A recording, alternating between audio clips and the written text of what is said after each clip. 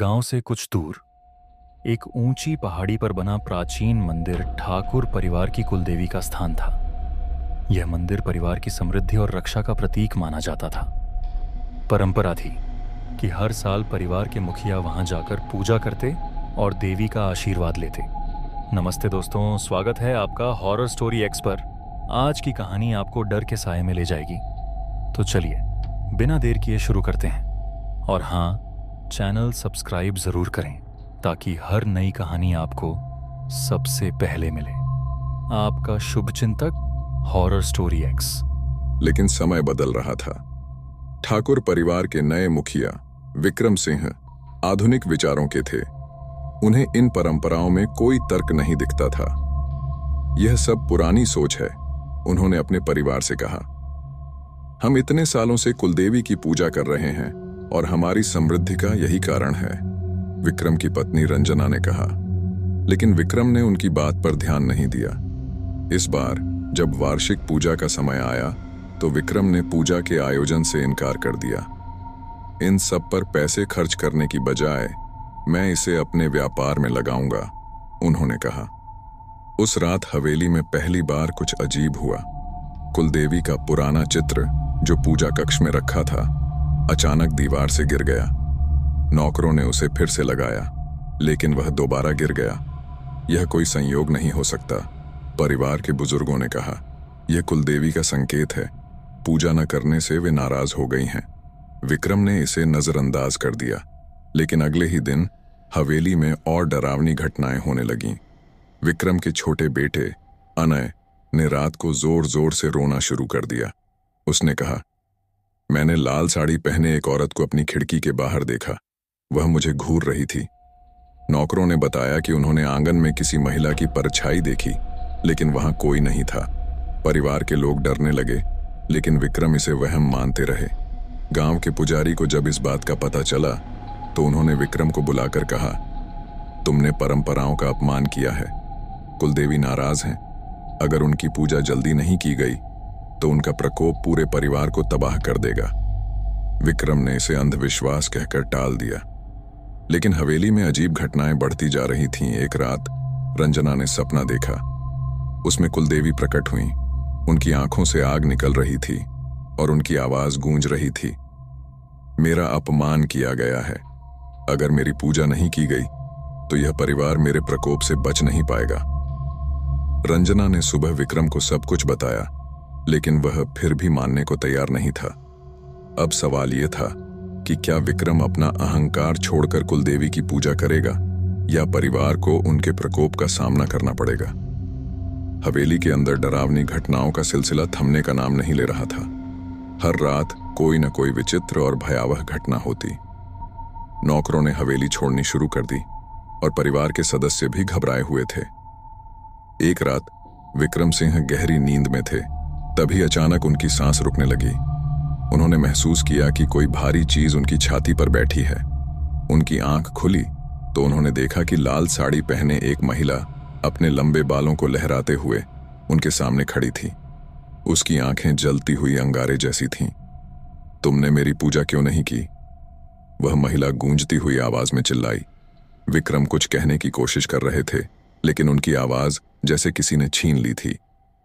अचानक महिला गायब हो गई और विक्रम हांफते हुए उठे।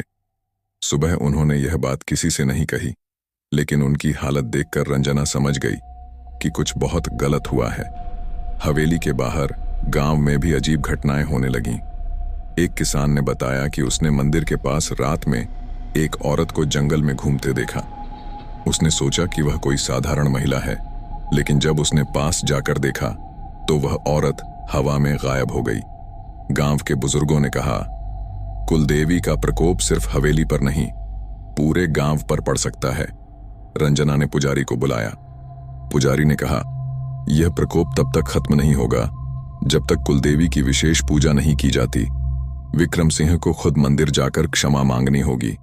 देवी का अपमान बहुत बड़ा पाप है और अब इसे ठीक करना आसान नहीं होगा। विक्रम सिंह अब भी संशय में थे, लेकिन उनकी सेहत खराब होती जा रही थी। परिवार के अन्य सदस्य भी बीमार महसूस कर रहे थे। आखिरकार रंजना ने विक्रम को किसी तरह मनाया। पूरे परिवार ने मंदिर जाने का फैसला किया। पहाड़ी पर चढ़ते समय हवा अजीब तरह से चल रही थी और ऐसा लग रहा था जैसे कोई उनका पीछा कर रहा हो। जैसे ही वे मंदिर के पास पहुंचे, अचानक चारों ओर अंधेरा छा गया। मंदिर के अंदर घुसते ही विक्रम को लगा जैसे किसी अदृश्य शक्ति ने उन्हें रोकने की कोशिश की, लेकिन रंजना ने उनका हाथ पकड़ा और कहा, हमें डरना नहीं है, कुलदेवी हमें माफ कर देंगी। पुजारी ने पूजा शुरू की। जैसे ही मंत्रोच्चार शुरू हुआ, मंदिर के अंदर अजीब आवाजें गूंजने लगीं। एक लाल रोशनी पूरे मंदिर में फैल गई और वही महिला लाल साड़ी में विक्रम के सामने प्रकट हुई। तुमने मेरा अपमान किया, क्या तुम जानते हो तुम्हारे अहंकार ने तुम्हारे पूरे परिवार को खतरे में डाल दिया है। विक्रम सिंह ने घुटनों पर बैठकर कहा, मुझे माफ कर दीजिए देवी, मैं अपने अहंकार के लिए क्षमा चाहता हूं। अब मैं हर परंपरा का पालन करूंगा। देवी ने गुस्से में कहा, तुम्हारी सजा अब भी खत्म नहीं हुई है। यह पूजा तुम्हें एक और मौका देगी, लेकिन अगर दोबारा मेरा अपमान हुआ तो मेरा प्रकोप और भी भयानक होगा। जैसे ही पूजा समाप्त हुई, मंदिर की घंटियां अपने आप बजने लगीं। देवी की प्रतिमा पर फूल अपने आप चढ़ने लगे और परिवार ने महसूस किया कि देवी ने उनकी माफी स्वीकार कर ली है। जब वे मंदिर से लौटे तो हवेली में सब कुछ सामान्य लगने लगा। डरावनी घटनाएं रुक गईं और गांव वाले भी राहत की सांस लेने लगे। विक्रम सिंह ने सीखा कि परंपराएं सिर्फ रीति रिवाज नहीं होती, बल्कि उनमें गहराई और शक्ति छिपी होती है। इसके बाद उन्होंने देवी की पूजा को अपनी जिंदगी का अहम हिस्सा बना लिया। गांव में यह कहानी हर साल सुनाई जाती है ताकि लोग यह याद रखें कि आस्था और परंपरा का सम्मान करना जरूरी है। हवेली में सब कुछ सामान्य तो हो गया था, लेकिन विक्रम सिंह को हर रात वही सपना आता था। कुलदेवी की आंखों में जलती हुई आग, उनका तेज स्वर और चेतावनी गूंजती थी, यह तुम्हारा आखिरी मौका है। अगर दोबारा मेरा अपमान हुआ तो विनाश तय है। विक्रम ने अपनी जिंदगी में यह सुनिश्चित किया कि देवी की पूजा और परंपराएं कभी बाधित न हों, लेकिन प्रकोप की छाया पूरी तरह से गई नहीं थी। कुछ महीनों बाद रंजना ने हवेली की पुरानी तिजोरी को साफ करते समय एक धूल से सना पुराना ग्रंथ पाया। उसमें कुलदेवी की पूजा से जुड़ी कुछ बातें लिखी थीं। उसमें कहा गया था कि कुलदेवी का मंदिर सिर्फ एक पूजा स्थल नहीं है, बल्कि उसके नीचे देवी का एक शक्तिशाली यंत्र, शक्तिपीठ गड़ा हुआ है। रंजना ने यह बात विक्रम को बताई। विक्रम ने इसे गंभीरता से लिया और सुनिश्चित किया कि मंदिर का हर कोना पवित्र बना रहे। लेकिन हवेली के लालची नौकर, जिन पर किसी का ध्यान नहीं था, इस गड़े यंत्र की शक्ति से धन कमाने की योजना बनाने लगे। एक रात दो नौकर चोरी छिपे मंदिर पहुंचे। उन्होंने देवी के चरणों में गड़े यंत्र को खोदने की कोशिश की।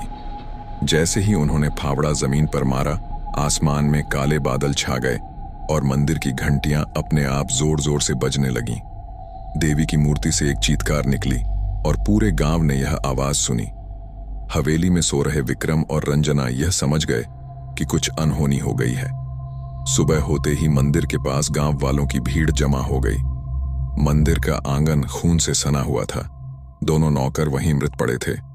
उनका चेहरा विकृत हो चुका था और ऐसा लग रहा था जैसे उनकी आत्मा को किसी ने नष्ट कर दिया हो। गांव के पुजारी ने कहा, देवी का प्रकोप फिर लौट आया है। यह अपवित्रता किसी बड़ी आपदा को बुलावा देगी। विक्रम सिंह ने पुजारी से पूछा, अब क्या किया जाए? देवी का क्रोध शांत कैसे होगा? पुजारी ने कहा, अब केवल एक ही उपाय है। तुम्हें खुद अपनी जान को जोखिम में डालकर देवी की पूर्णाहुति पूजा करनी होगी। यह पूजा सिर्फ वही कर सकता है जिसने उनका सबसे ज्यादा अपमान किया हो। पुजारी ने विक्रम को चेताया, यह पूजा देवी को शांत कर सकती है, लेकिन यदि तुम्हारा मन बिल्कुल शुद्ध नहीं हुआ तो तुम इसे पूरा नहीं कर पाओगे। विक्रम ने परिवार को अलविदा कहा और मंदिर में प्रवेश किया। रंजना और गांव वाले बाहर खड़े प्रार्थना कर रहे थे। पूजा शुरू हुई। जैसे ही मंत्रों का उच्चारण हुआ, देवी की मूर्ति से एक प्रकाश निकला और विक्रम को घेर लिया। देवी फिर प्रकट हुई और उनकी गूंजती हुई आवाज सुनाई दी, तुमने बार बार मेरा अपमान किया है।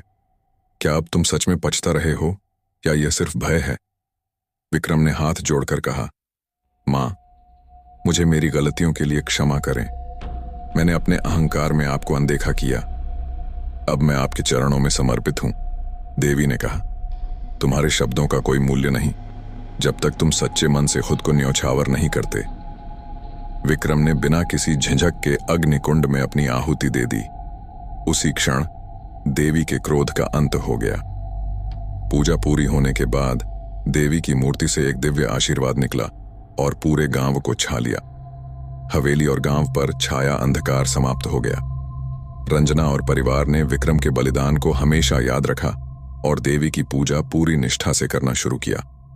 इस घटना के बाद गांव में कभी कोई अनहोनी नहीं हुई, लेकिन हर साल मंदिर में विक्रम सिंह की याद में एक विशेष पूजा की जाती है ताकि देवी का आशीर्वाद हमेशा बना रहे। अगर आपको यह वीडियो पसंद आया हो तो कृपया हमें कमेंट करके बताएं। आपकी प्रतिक्रिया हमारे लिए बहुत मायने रखती है। अगर यह वीडियो अच्छा लगा तो हम जल्द ही अगला वीडियो अपलोड करेंगे। धन्यवाद।